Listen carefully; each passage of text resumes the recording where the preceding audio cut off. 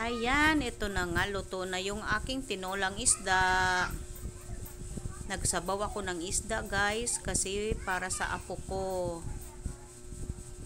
Para makakain siya ng masustansyang sabaw. Kasi galing siya nagkasakit, guys, kaya kailangan ko siyang pakainin ng may sabaw na masustansya.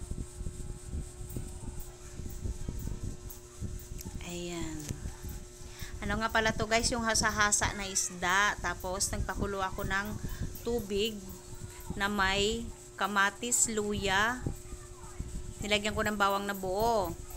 Tapos pagkakulo, nilagay ko na yung isda. Tapos nilagay ko na rin yung sibuyas at saka yung sibuyas dahon yun at saka yung malunggay. At saka tinimplahan ko siya ng pampayami.